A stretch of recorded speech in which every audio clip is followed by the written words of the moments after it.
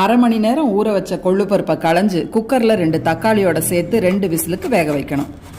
வெங்காயம் கட் பண்ணிட்டு வாணலியில எண்ணெய் விட்டு கடுகு, சீரகம், மிளகு, வத்தல் மிளகா, புளி, பெருங்காயத்தூள், கருவேப்பிலை, கொத்தமல்லி, உப்பு போட்டு வதக்கிட்டு வெந்த கொள்ளோட சேர்த்து சும்மா 2 தடவை சின்னதா மிக்சியை ஓட விட்டுட்டு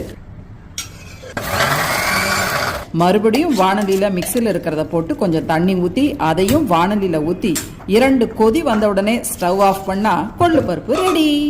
கொள்ளுப்பருப்பு வேக வச்ச தண்ணியை பாத்திரத்தில் எடுத்துக்கிட்டு அதில் கொஞ்சம் உப்பு, கருவேப்பிலை, கொத்தமல்லி எல்லாம் போட்டு வாணலியில ஊற்றி கொதிக்க விட்டா கம கம கொள்ளு ரசம் ரெடி.